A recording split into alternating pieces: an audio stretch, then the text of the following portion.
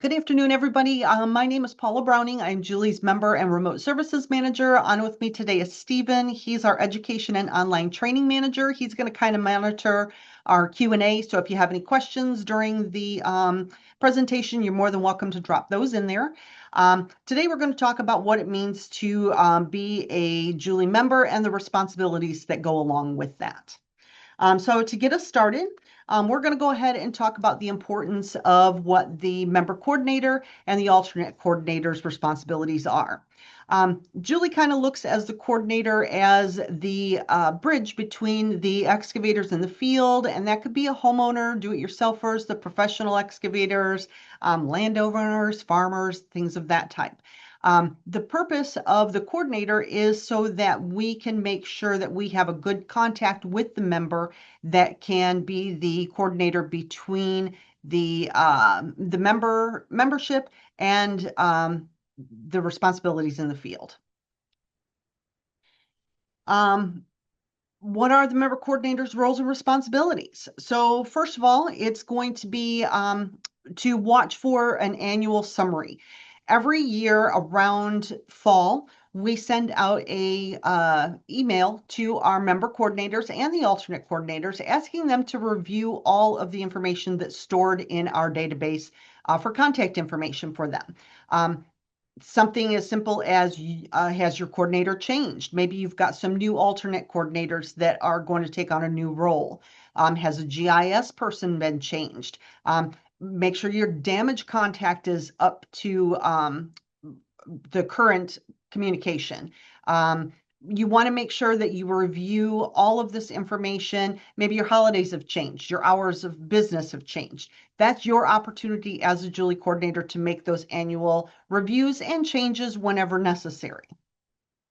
The other thing is just correspondence in general to make sure that everything is up to par with who we should be contacting for what roles and responsibilities. Again, I mentioned about contact the coordinators and alternate coordinators, get those up to what their current contact is, but more importantly is your polygons, that you want to make sure you're reviewing your coverage throughout the state annually at least. That way you can add areas, maybe remove areas. Maybe you have a new facility that is coming into your territory. You want to make sure that you have all of that information added in our system so that everyone is notified correctly. Also, when you're responding to the locate tickets and posting in the positive response, that is new this year. The positive response, we know that you already need to go out into the field and mark the facilities on the ground, or let the locators know that let the excavators know that you're clear in an area. However, positive response is new this year. It's gone live. You want to make sure that you're also posting a response into the system. If you're doing it through a TMS or a ticket management company, you want to make sure that you have an API on file so that you can authorize them to do that. If you're doing it manually, you'll need a manual login. We're going to talk about that a little bit more here in a minute. There's also some online courses that are available to you as the member coordinator. We have what we call Julie Essentials.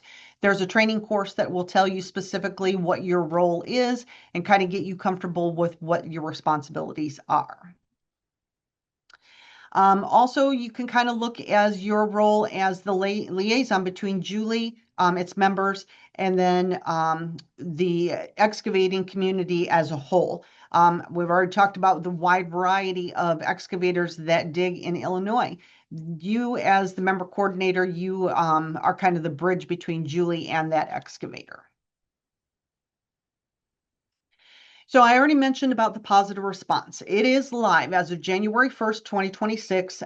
It is live. So you want to make sure that you have secured a login or API access. If you needed a manual login, if you are one that is going to be posting directly to the system yourselves, you will need to request a login through the member services department. You can go to the website to do that. There will be a form you need to submit. Make sure that you know who your coordinator is and what your member code is, and we will make sure that you get authorization to have a manual login.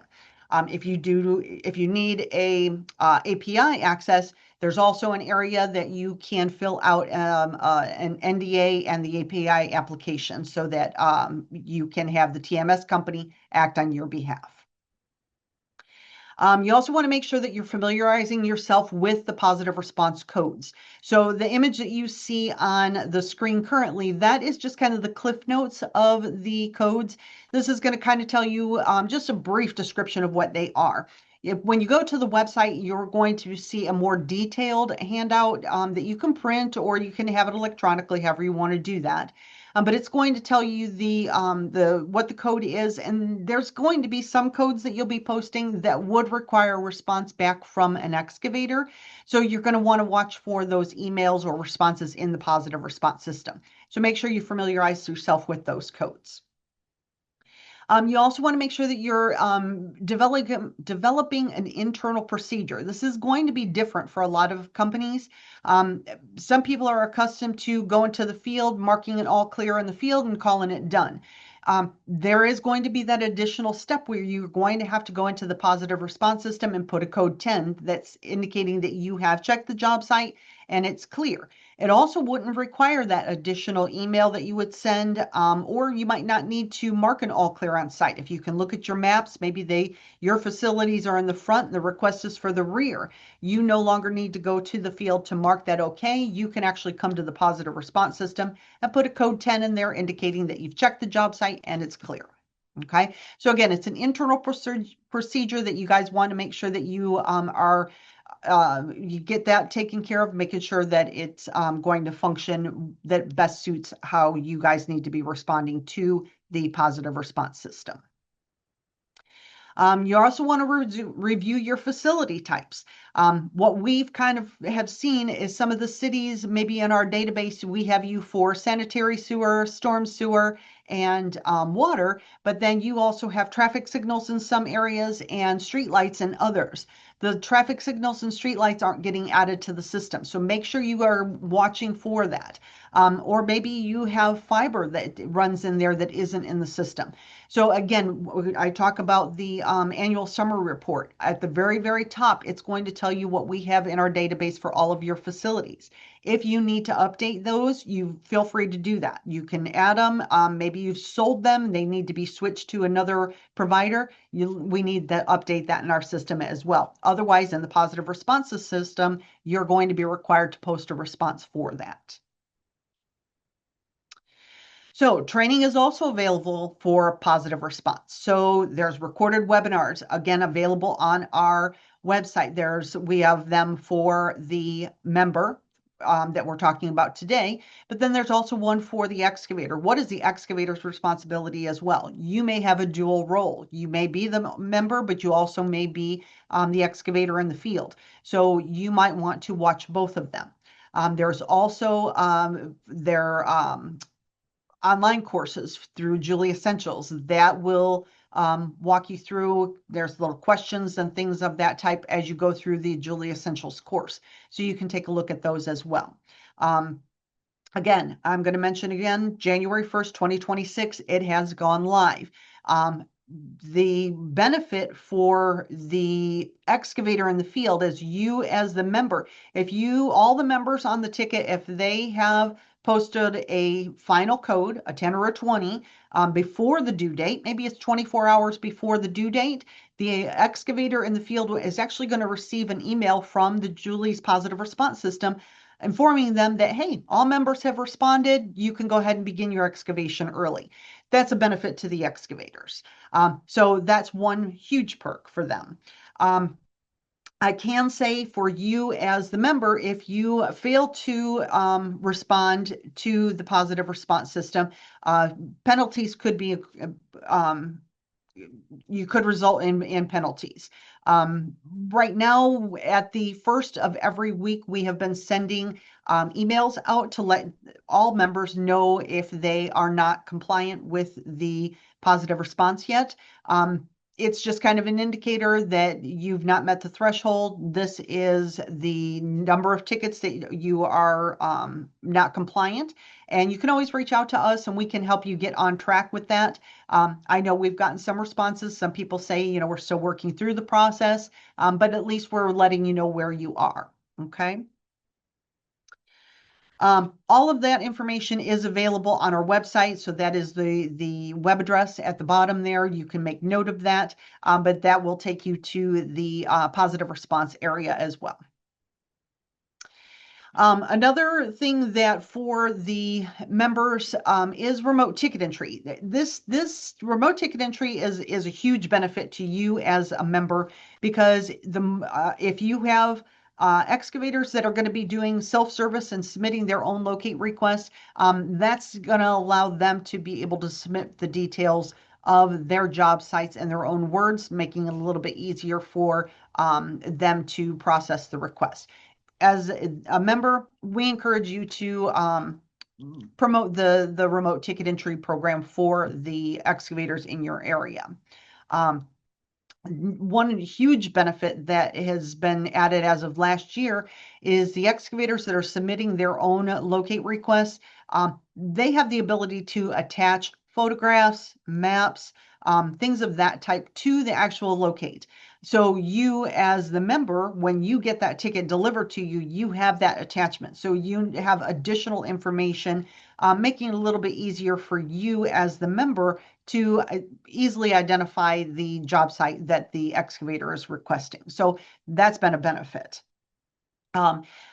Remote ticket entry users can also submit joint meets. Joint meets is now part of the law. So making it easier for them to control what's going out on their ticket. And then once the joint meet is complete, they're going to actually retransmit the ticket and attach that meet sheet to the request so that everybody, all the members have that document that everyone agreed to in the field. So that's another benefit to them.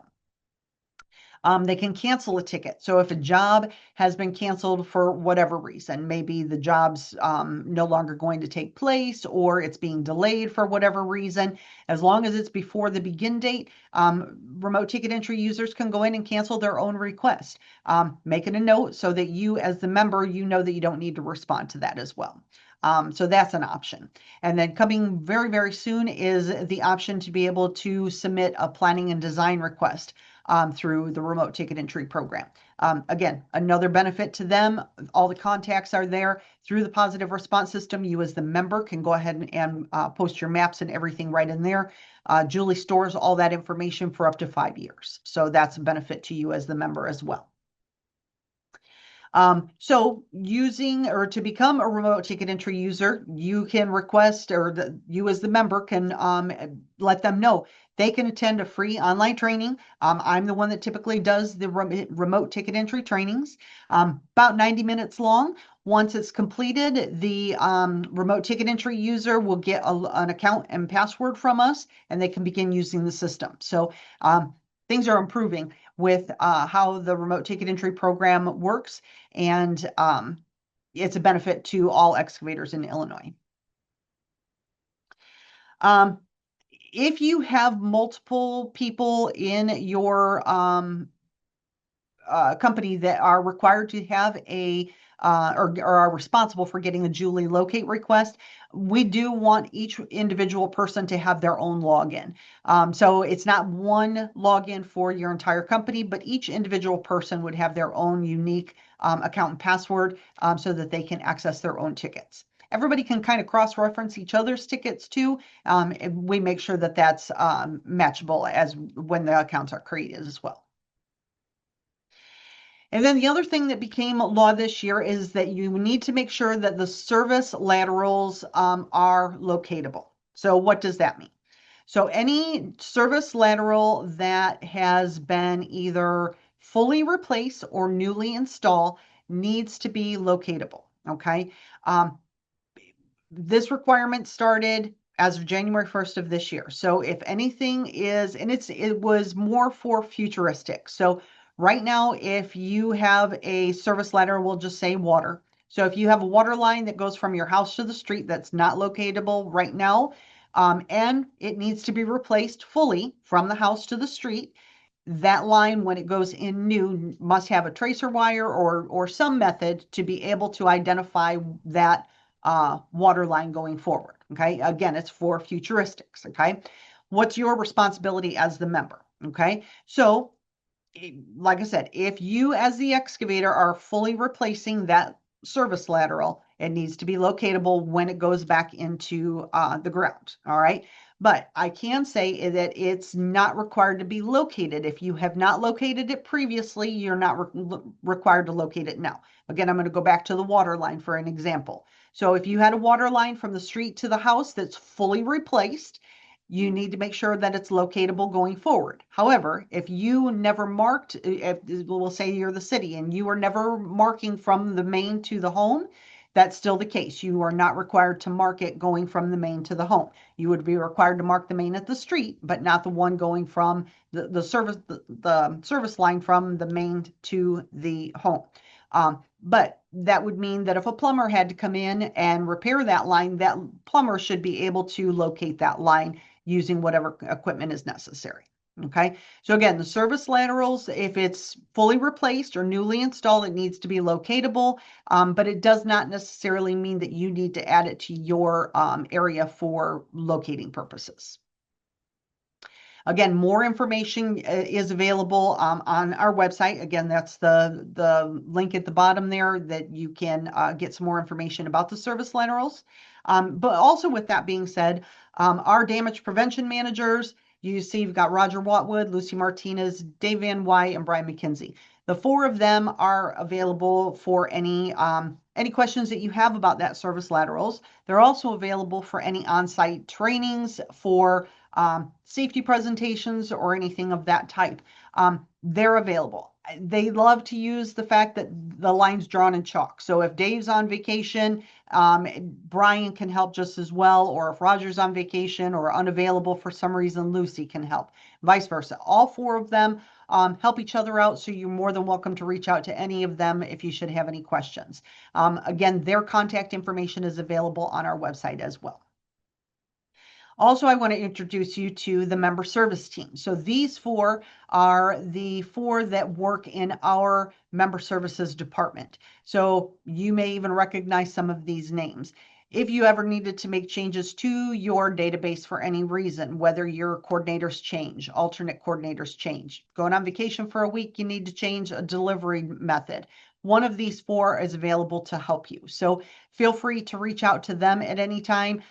They're available at memberinfo@julieonecall.com, or you can even call them through the 815-741-5011 number. Okay.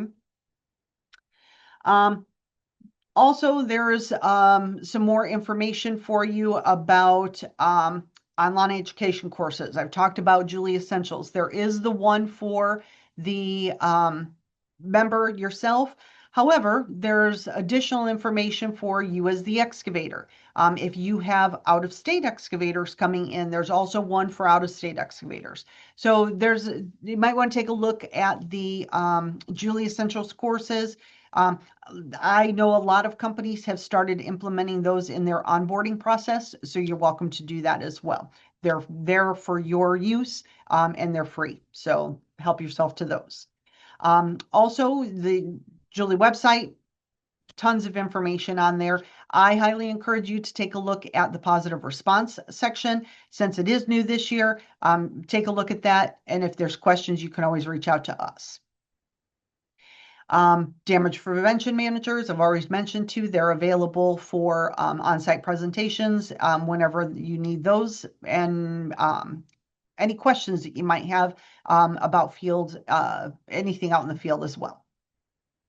Again, I'm going to reiterate the member services department. You can also see the member info at julieonecall.com. That is their email address. You can always email with any questions that you may have there as well. And then your communications. You have toolkits that are available to you. There's videos that are available to you. There's PSAs that are available to you. There's a whole section on our website that gives you tools that you can share the safety messages to all of your excavators in your area as well. So those are all available to you as well. And there's also free materials. I know that some people like to hand out homeowner brochures, like if you're in a city and you've got um, uh, people requesting permits for decks or fences or whatever, send them a homeowner's brochure. That way that they know they can protect themselves as they're getting ready to start their excavation project. Doesn't hurt to give them some information as well. So this time, that is all I have for right now. I appreciate your time. I don't know if anybody has any additional questions that we need to cover or anything, Stephen. First off, really great presentation, Paula. Looking over the chat, we do have a couple questions for you. Okay. First up, first question. We added a new facility. How do we get them added to our Polygon? Okay, excellent question. So I would start with emailing member.info@juliewonkalk.com, or you can call them. Like I said, their number is 815-741-5011. But you can either email them or call them. That's the best place to start. They'll ask you for your shape files for the new facility that we need to add to our system, and they'll walk you through the process from there. Gotcha. And it looks like our last question for the session is I'm a new coordinator. How can I get more familiar with the Julie process? Okay, excellent. So taking this webinar here, this was your first start, so that was a good start. But then there's also the Julie Essentials. So Julie Essentials is a great place to start because there is a LMS or a course that you can take specifically for the coordinators for Julie and walk you through all the different processes, what your responsibilities are from there. Then I would even take it a little bit further and then take those other courses as far as what Julie's all about. The more familiar you can get with the whole system, the better coordinator that you'll be for sure. Awesome. I think that's all the questions we have for today. Okay. All right. Well, thank you very much. I appreciate everybody joining us today. And again, if you do happen to have any questions, make note of that email address there. And like I said, our website has an abundance of information that you are more than welcome to have access to. Okay. Thank you and have a great day.